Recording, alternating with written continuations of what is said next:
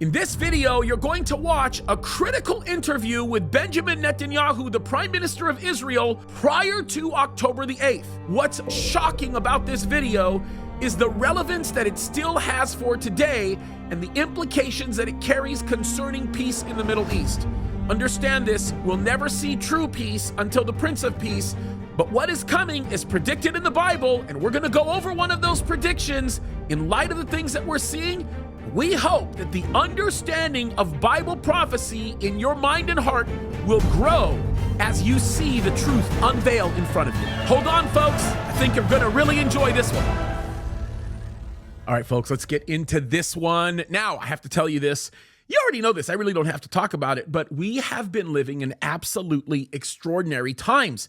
And one of the things that's been extraordinary about the times that we're living in, especially if you are a believer, is we're getting to a point right now where we can recognize world events taking place and we can directly tie them into things that are kind of preparing the way for what we know the Bible tells us is coming, things that we should be expecting. And what's even more interesting and perhaps enthralling in many ways is that we are actually looking at the mindsets of world leaders and people that sort of surround all of these biblical events actually changing, yes, in a way that completely and totally surrounds and supports all of the biblical conclusions and the things that we know and read about in the scriptures.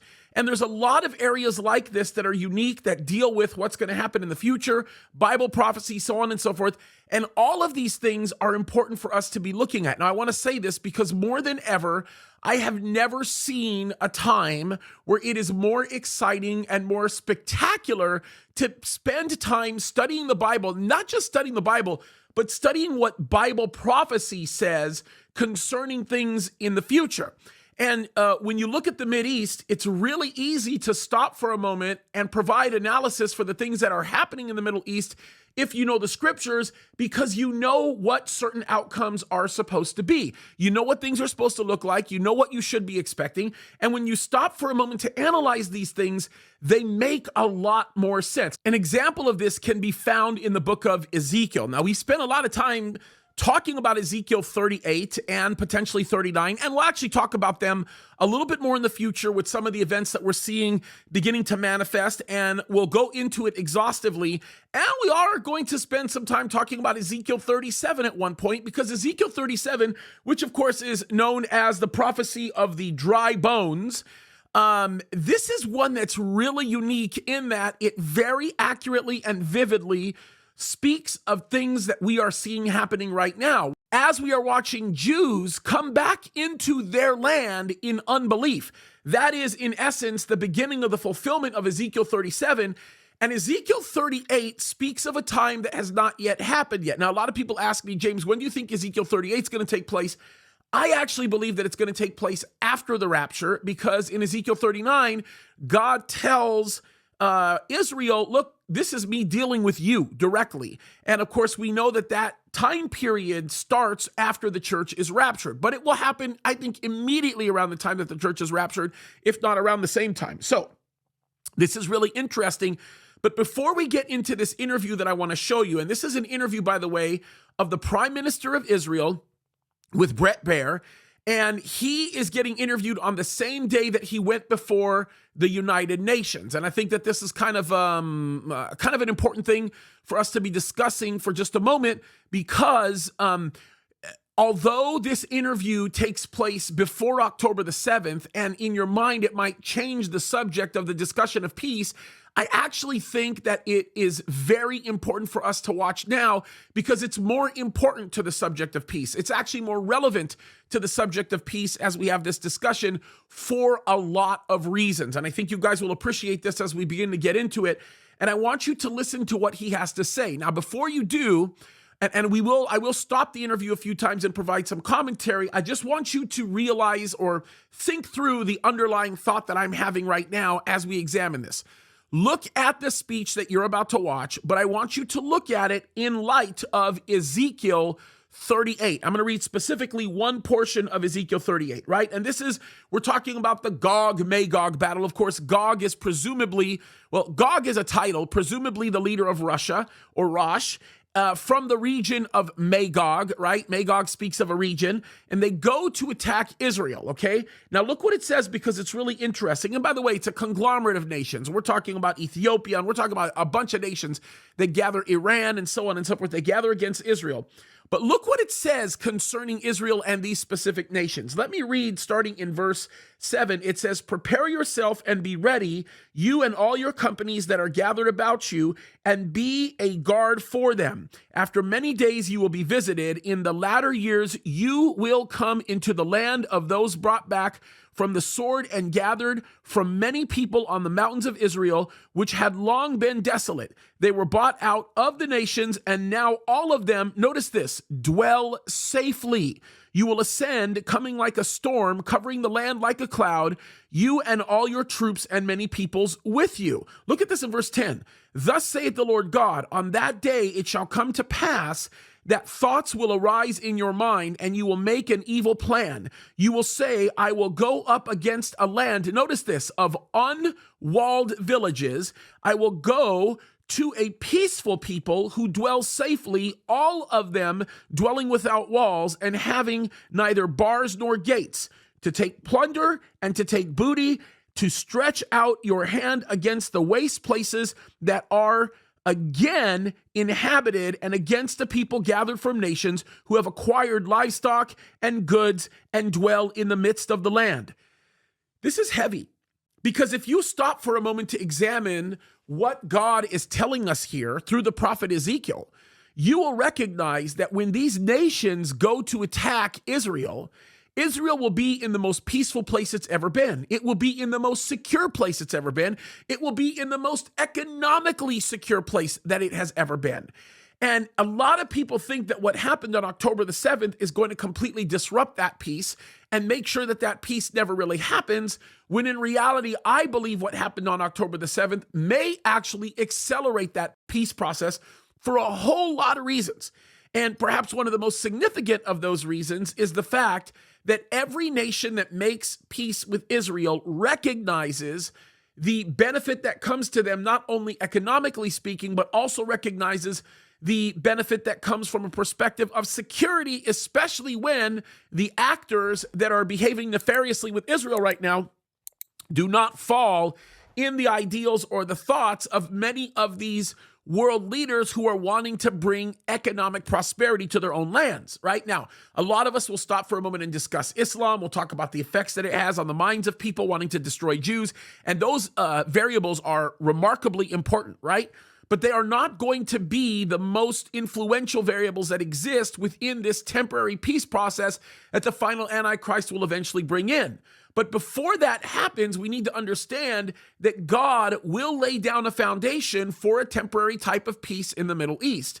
And this is why I want you to pay special attention to this interview that we're going to go over together. And yes, I will stop it at certain points, because there are points that we have to discuss regarding this particular issue and why this is so important in the modern day in which we live, even post October 7th.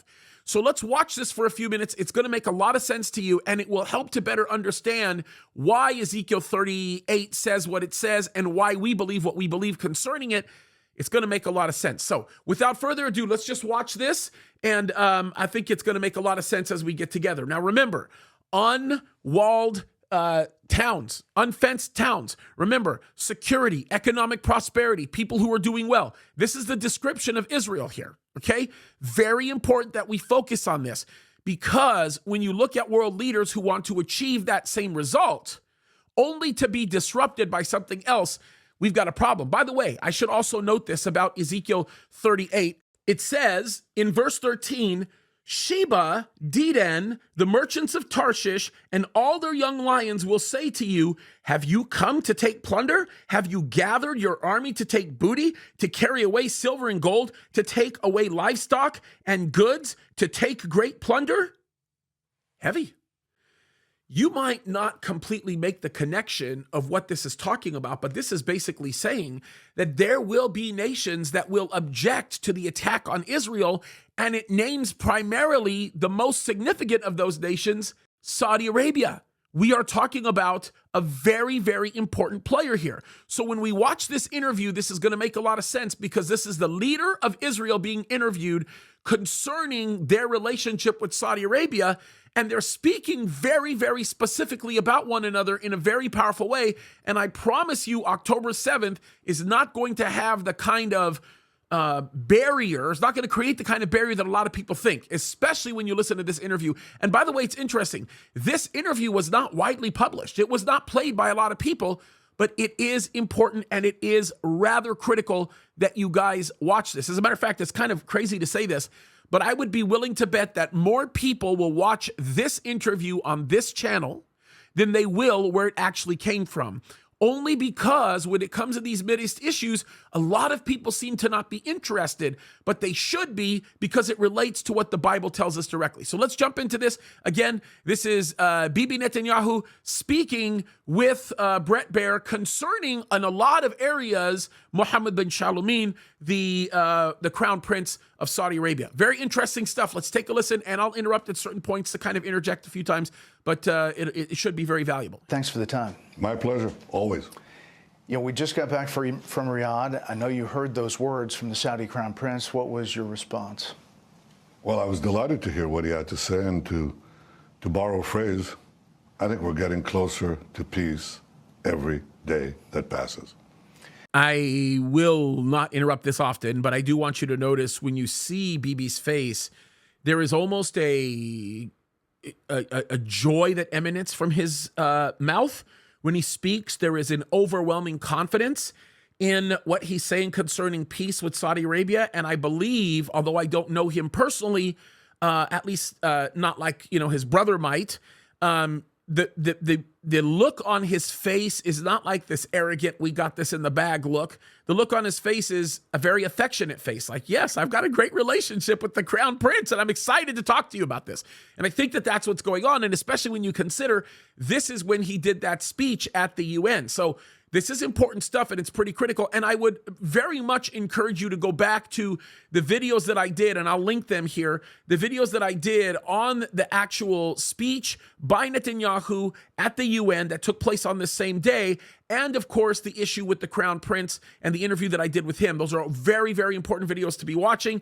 Don't leave right now. Watch this video, but then go back and watch those. They'll be important. As a matter of fact, I will link those at the end of this video so you can watch it, one on one side, one on the other, and I think you'll benefit greatly from it. So listen to what he says, and again, he's very excited about this.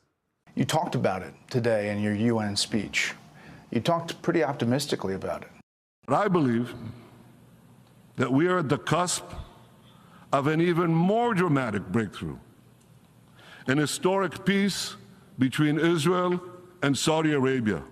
Yes, I did, and that's not to minimize the hurdles before us, but I think when you have three leaders and three countries that avidly want a result, the United States under President Biden, Saudi Arabia under the Crown Prince Mohammed bin Salman, and Israel under my premiership, I think that really raises the possibility that we'll succeed. Real quick, he has to mention the United States because he's kind of obligated to because of the politics, but we all know that Joe Biden doesn't want any bit of a sort, but that's a whole other story. And we can see that by the way he's handled all kinds of nonsense as related to the Middle East and exactly what he's doing with Iran and so on and so forth. He is undoubtedly a big enemy in many ways of Israel, as we'll see evidence later. Matter of fact, Bibi's going to talk about Yemen and the problem of Yemen later in this interview, but you'll understand yeah, anyway. Biden. Here are the specific words he said. So you think, if you were to characterize it, are you close? Every day we get closer. It seems it's for the first time a real one, serious. We're going to see how it goes. For us, the Palestinian issue is very important. We need to solve that part. How do you solve that part? Are you willing to give concessions when it comes to the Palestinians specifically? I think the Palestinians should be part of the process, but I don't think the Palestinians should have a veto over the process. And the reason we didn't have for a quarter century any new peace treaties after we made peace with Egypt and Jordan. We didn't have for 25 years a single new peace treaty because everybody said, first you have to satisfy whatever the demands of the Palestinians are. You got to conclude a peace treaty with the Palestinians. Well, there was only one problem with that. The Palestinians don't want a peace with Israel, they want a peace instead of Israel. They don't want a state next to Israel, they want a state instead of Israel. So that wasn't going to get us anywhere. In fact, the reason we got to the Abraham Accords is because we finally went around the Palestinian veto and went directly to the Arab capitals. And I think it would be a grievous mistake to accept a Palestinian veto. They should be part of the process. They can benefit a great deal from the process. I'm willing to consider ways that they could benefit from the process without ever sacrificing our security or our national interest. Notice, I'm going to stop right here. He says, without ever sacrificing our security or our national interests. And his point is very, very well taken. Guys, understand the philosophy of the Palestinian government, as well as the people that oftentimes follow them. And I'm not saying all of the people, but a good majority. Remember, if 73% would still vote for Hamas as their leader, 73% of the people that are in Judea, Samaria, that's what people refer to as the West Bank, would vote for Hamas, well, then obviously we know where they stand, right? And so the statement of the Palestinian Authority and the people that surround them and Hamas and even Hezbollah, who's now associated with Hamas, they're all saying this: we want a one-state solution, not a two, and that one state is all of Palestine. And the idea here is that we want the elimination of not just the Jewish state, but we want the elimination of all Jewish people. And this is why they use phrases like, from the river to the sea. Again, that is exactly what they're looking for. And if you want to talk about real ethnic cleansing, that's exactly what it looks like. And of course, I can show you based on the charts that we've shown you before, and I'll put them up as I'm talking really quickly. But when you look at the percentages of Jews that continue to exist in Middle Eastern countries, that number has gone down substantially. In some cases, in 1948, you had 100,000 plus Jews living somewhere, and now it's zero. And that's a crazy number. And the number that we know of, that we see from the beginning in 1948, was close to 1 million Jews in different Arab countries. And now that number is less than 3,000 total. That's a crazy number. So who's doing the ethnic cleansing here? And again, Bibi's bringing up a good point. And by the way, this was before Hamas attacked Israel. This was before that time. I think that's very important for us to pay attention to. All before that time. Very, very critical that we recognize this, and very, very critical that we point this out. It's very, very, very important. Okay, so let me continue on here.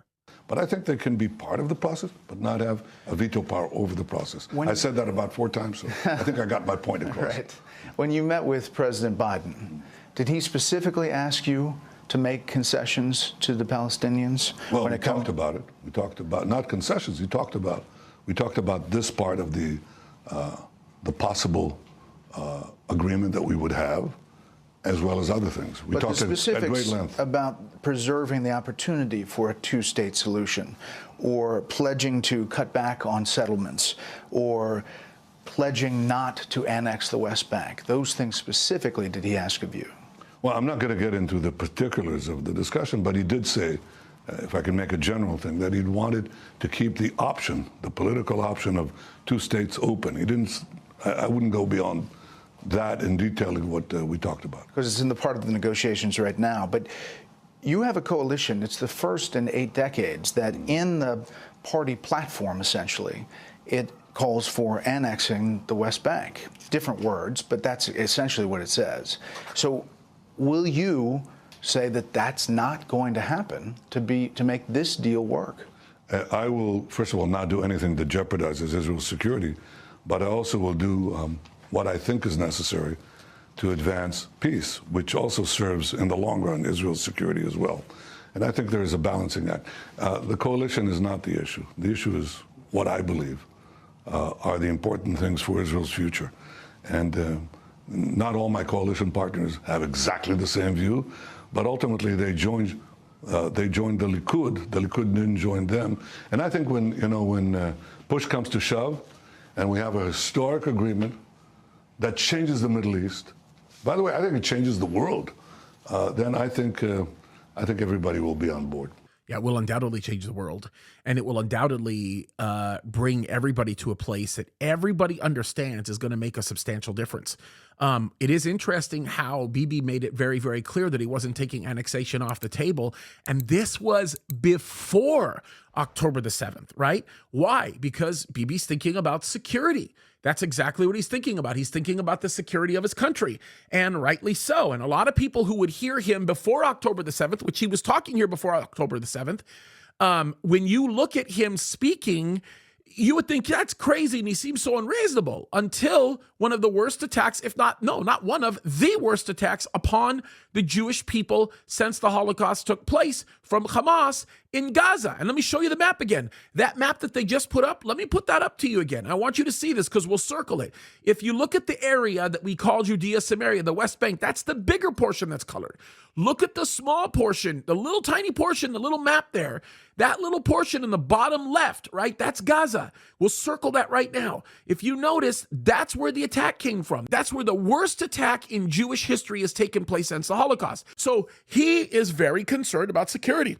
No wonder why he's not going to take annexation off the table here. He's very concerned about the security of Israel and her citizens. And I think that that is something that is very worthwhile to be thinking about and discussing. You think they'll come on board? But yeah, they've come on board on quite a few things. Ultimately, there's a mainstream decision, a policy direction that my government under my leadership decides, and I think they're responsible enough to go along, and I think they will on this issue too. The Religious Zionism Party said they were making clear that any normalization that includes compromises to the Palestinians or a possibility of a Palestinian state, they would block. I mean, they're being very vocal about it. Well, I'm not going to get into the internal discussions that we have either with the White House or with my coalition partners.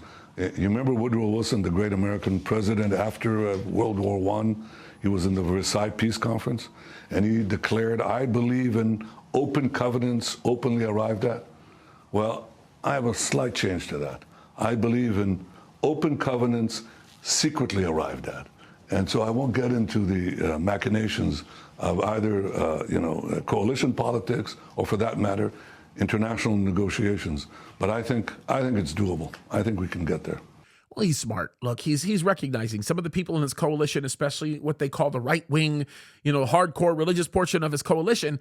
They're going to make some demands. They're going to be very public about those demands, but they will privately support certain things that will enhance the security of Israel. And if these types of normalization agreements do exactly that, then I think they will move forward with that. I do not believe that they are going to allow a Palestinian state to exist in a way that they have allowed Hamas to exist, because Hamas was, in essence, formulated for the purpose of the elimination of the Jewish state. They say it in their own charter. And we know that when we look at Mahmoud Abbas and the leader of the Palestinian Authority, which, by the way, we played some of his videos, right? And actually, there was a video that I did where I actually translated what he said. He hates Jews. I'll make that very, very clear. And he does believe in the idea that what Hitler did was a service to the rest of the world because the Jews were actually evil. And that's what he says. So I think that's an important distinction to bring up and something that all of us need to be aware of here. And just remember that Bibi, he has a good grasp on things. He's not going to publicly say, "I think I can do this," when he doesn't already know he's got commitments from many of the leaders that joined his coalition government. Remember, this is parliamentary government, and parliamentary government can be very difficult to understand if you're from the United States of America, and it's particularly more difficult to understand if you start looking at Israel, because the way their coalitions are formed are slightly different, and they involve a little bit of intricacy that a lot of people, and nuancing for that matter, that a lot of people might not necessarily know about because they're not from the region. They weren't raised with the governmental infrastructure that exists in Jerusalem, but it is important, and they are important distinctions to be able to know. It's going to be complex, but you feel a real confidence that it's going to happen. I feel a mission, Brett. I had to go a long way, and I had these arguments with coalition partners and with the political adversaries and the so-called international experts. And for many years, I argued we can get these 4 peace treaties if we go around the Palestinian veto. Nobody believed me, and finally we did it. And it worked. And today I'm telling you, we can get to we can overcome these hurdles and these obstacles, and we can get to a pivot of history, another enormous breakthrough, a Saudi-Israeli peace that not only changes the Middle East, creates a new Middle East of peace and prosperity, but also creates a corridor from Asia to Europe, India, UAE, Saudi Arabia, Jordan, Israel, and from there our Mediterranean ports to all of Europe. It's an amazing transformation. Yeah, that rail and ports deal announced at the G20, right. I mean, you see that as really significant? I just want you to notice this B-roll that was just played by Fox when he is going to shake the hands of these Middle Eastern leaders. And without me getting into a lot of detail, because we don't have the time to do it, if you see the way the President of the United States is greeting some of these leaders, it would absolutely blow your mind how it shows. It's a very vivid description of how little he knows about Mideast culture. Okay. And I'll just leave it alone. The way that he's doing that. Of course, the leader of India is there as well. And there's other people there involved. And I'm not quite sure what summit meeting this was. But either way, the way that he is interacting with these people, it makes it so clear he has no clue what he's talking about when it comes to Mideast policy. And that's very sad to say that, because if he doesn't understand a basic tenet of Middle Eastern culture, he's not going to understand some of the more complex issues that relate to this. So let's get back into the rest of this. I think it's part of the possibility. It's also fiber optic cables and energy pipelines that traverse the Arabian Peninsula, go through Israel, service Europe. I think these are realistic things, but the possibilities are real. And it also, it changes the relationship between Judaism and Islam, between the holy seat of Judaism, Jerusalem, the holy seat of Islam, Mecca, and that radiates to 1 billion and more Muslims. That's a historic shift, and I think it's worth investing in. Oh, God bless him. The bridge between Judaism and Islam, that's very wishful thinking. There will be a one world religion, and there will be that kind of temporary peace for a while, but it ain't going to last long. We all know that, because we know that only the Prince of Peace is going to actually fix that problem. But Islam, believe it or not, is going to have a big play in how all of this begins to formulate. As inconsequential as Islam will be eventually, getting there is going to have it's going to have a large play in everything. And I think it's worthwhile to stop and mention that. Am I confident? I believe there's a greater chance that we'll achieve it. But I will say this. I think that we have a window of opportunity. It's the next few months. If we don't achieve it in the next few months, we might delay it by quite a few years. We'll probably in the end achieve it because it makes sense. But I think if we want to seize the opportunity, this historic opportunity, we have to do it in the coming months. By the way, I just want to say this really quickly. He talks about it coming in the upcoming months. We should note that this was very quickly disrupted by what happened. And the prevailing thought was that this was going to destroy the peace process. But now we're seeing indicators coming out of Saudi Arabia and the UAE and areas that surround it that they want to deal with Islamic Brotherhood. They want to deal with Hamas because they know that Hamas is bringing an instability to the land. And there's some complexities associated with Qatar and a few other areas in that region that deeply concern them. They definitely want to see Hamas go bye-bye. They definitely do, because they know that they are great interferers with things. They also believe the Palestinian Authority as being a problem. The only problem with that is the Palestinian Authority seems to have less of a bite than Hamas might be seeming right now, but that would also be a mistaken view. There's a lot of complexities tied into all of that we don't have time to get into, but this is where the Mideast mindset comes from. Now, listen to the question that Brett Baer asked, because it's interesting. He's going to speak about MBS. He's going to ask Bibi about his impressions concerning the Crown Prince of Saudi Arabia. And listen to his response. It's pretty telling. What's your sense of the 38-year-old Saudi leader, Mohammed bin Salman? I think he's shown to be quite a visionary, both in the transformation of his own country and the larger picture that we share for transforming the Middle East. I think that's visionary leadership. What other kind of leadership is useful? Nothing. If you just come in there to sit and change nothing and do nothing to improve the conditions of your people, your region, and the world, go do something else. He's talking about Joe Biden. Okay, sorry. Al Arabiya took your speech today. وقعنا على 4 اتفاقات سلام بالعمل مع الولايات المتحدة. That's pretty significant. Can you imagine? By the way, Al Arabiya. The thought here of these people broadcasting the speech of the Israeli prime minister, that is the leader of all of Israel, the Jewish state, speaking to the UN on this channel? Guys, come on. That's a big deal. Pre-October 7th or not, it's a big deal, okay? It's something that should be noted. Can you imagine that? Can you imagine a speech of an Israeli leader, being broadcast live in Saudi Arabia? Now that tells you something. Another thing the Crown Prince said is this: if they get one, will you? If they get one, we have to get one for security reasons and for balancing power. What do you think about that? I think they shouldn't get one.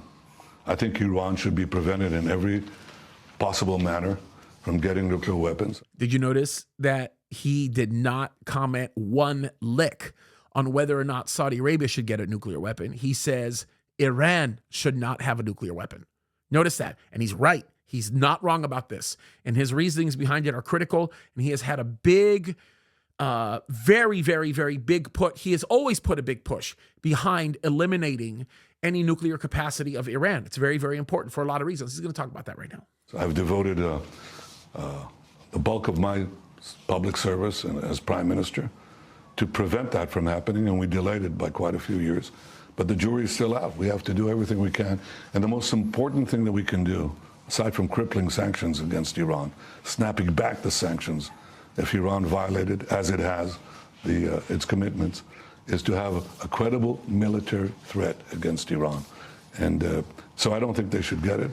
And if they don't get it, we also will not be in this conundrum of other countries wanting to get nuclear capability, nuclear weapons capability. You're facing a lot of protests, a lot of pushback in your own country about this judicial reform effort. Will you abide by what happens in the Supreme Court, this case going forward, whatever comes out of the Israeli Supreme Court on this? We've always abided by the Supreme Court, and the Supreme Court always abided by the law, the basic laws that the Knesset, our parliament, legislates. And I think that's what we should, this dual commitment should be kept. By the way, they were brutally mistaken when they thought that this judicial uprising that was going on was going to split the country, because when October 7th happened, all of those people that said they wouldn't serve in the IDF, they did. And not only did they do it, they were happy to do it, and they were even happy to be under the leadership of their leaders, whether or not they agreed with them politically. It's a very important point to be bringing out, very critical. And if you watch the interview that I did with the prime minister's brother, he was gracious enough to spend some time with me. We talked for about an hour. He talked about this. He said people were deceived when they thought that through the judicial reform there was going to be this fight and there's argument and Israel was going to splinter. But when October 7th happened, all of those people became as one, which is, we shouldn't be surprised. That's what Jews do. They stand together for a lot of reasons, reasons that many people will never understand.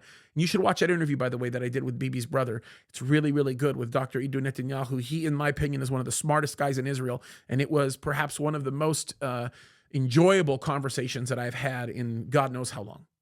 But you don't have a constitution, but explaining it to Americans, that it is a checks and balances, but isn't the Supreme Court that check and balance? If you control the executive and the legislative? No.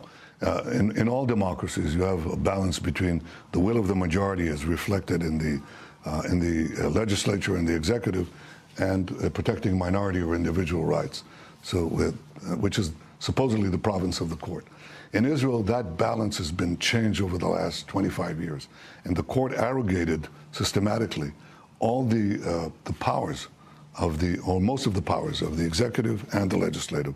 What we're trying to do is bring it back somewhat to a balance that is common in America and all the other Western democracies. But there are people who see this as a big shift. You say somewhat, and you described it as a small shift, but you have 40 weeks of hundreds of thousands of people taking to the streets to protest this.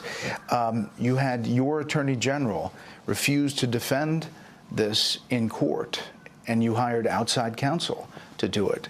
So it is splitting your country apart, isn't it, as far as this issue? It's got two parts. Parts of the protest are overtly political, and they only want to bring the government down, and they say so. So they don't care about the judicial reform. They just want to use any pretext to try to bring the government down. Yeah, he's right. It's very similar to what Black Lives Matter has done and many other people. These are all the same people. Many of these protesters, they're coming from the outside. We'll leave this be. By the way, there is an uprising happening again right now in Israel as time has gone on, but they're making a new issue. It's not the judicial reform issue. It's how long have the hostages been away issue. Which is very complicated. It's not one of those issues that I really even want to talk about, at least not in context of this conversation, but it is a very, very serious issue. And of course, as you know, my heart is for seeing these hostages return. I'm never taking this off until that happens for a lot of reasons. And we can talk about that another time, but let's watch the rest of this. The other part is concerned, and I think they're mistaken because they think we want to take it to a place we don't want to take it. The real issue right now before us is how do we select Supreme Court judges, okay? In Israel, in America, and in most democracies, the elected officials, the politicians, choose the judges in one system or another, okay? In Israel, the protesters think that that would be the end of democracy. What is common in all democracies, that you balance the power of the Supreme Court by choosing the judges.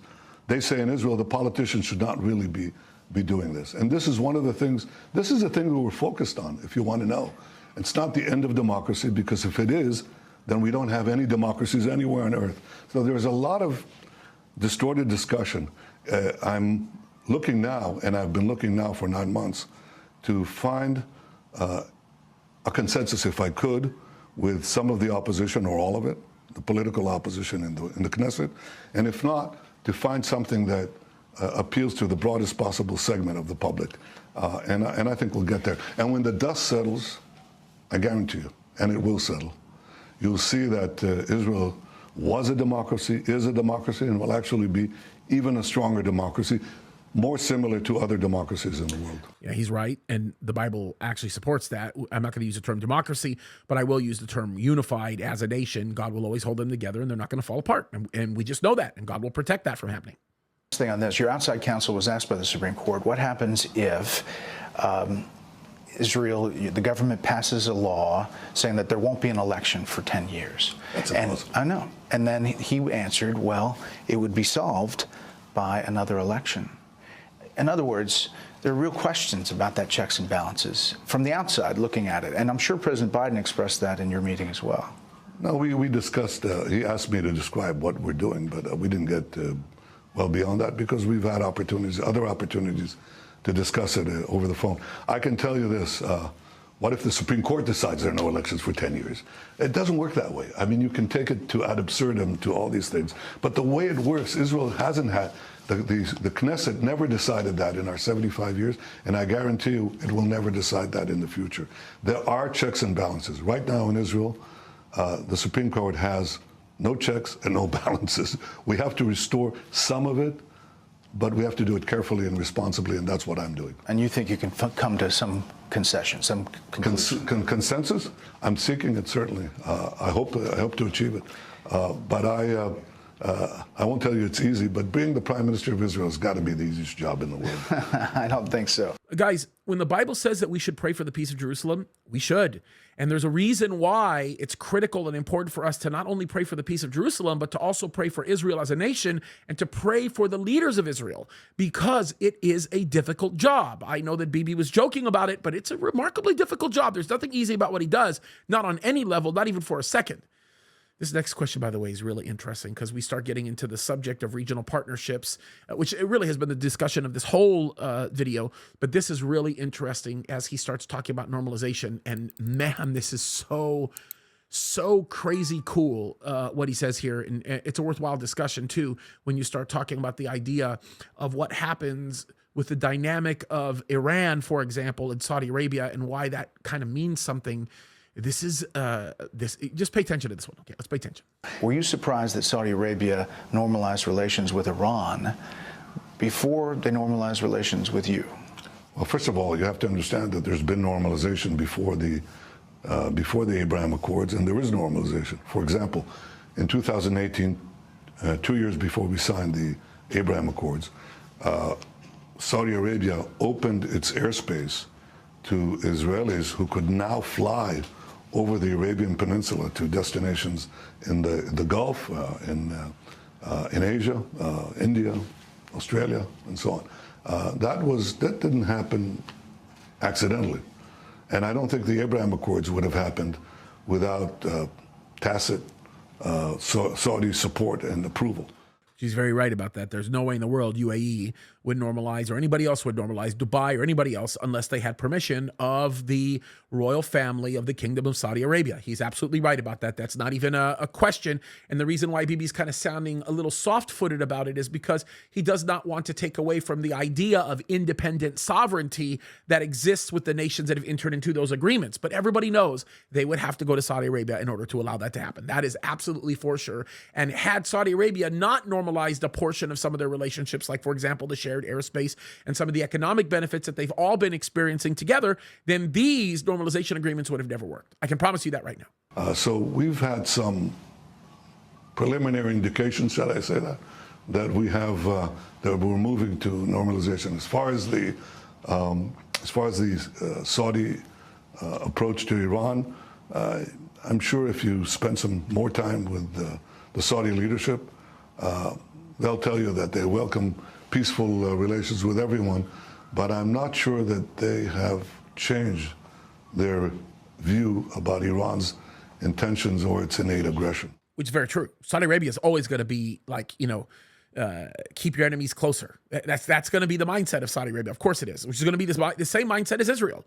Israel has to be a lot more intense about it because there's a lot more people that want to destroy Israel than Saudi Arabia. But keep in mind, Iran wants to destroy Saudi Arabia, right? Iran, look, understand, they're the Shiites, right? Saudi Arabia are the Sunni, and there's more for that, right? Saudi Arabia is not viewed as good people because of their desire to enter into normalization agreements with Israel and the peace that they have with Israel. Very important to understand that, okay? Very critical.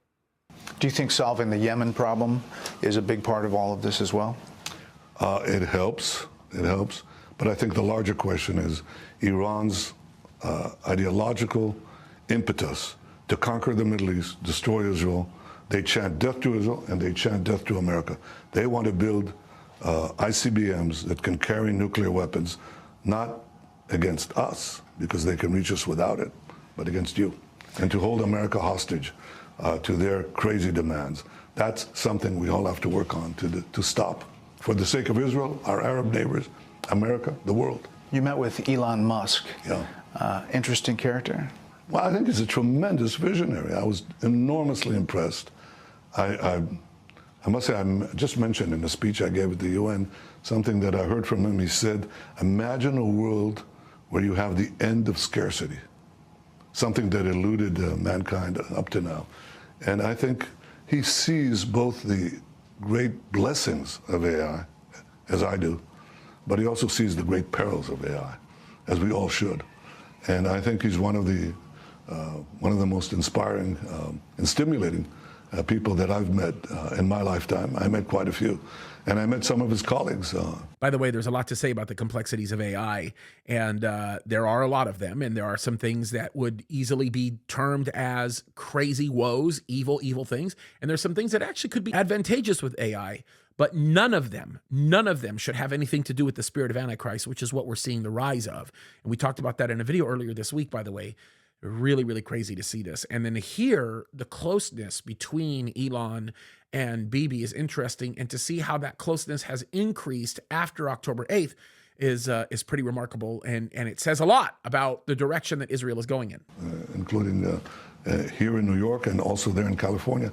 So I think that Israel is an important AI player, and I think we have to fashion an international approach that will enable us to maximize the blessings of AI while containing the curses of AI.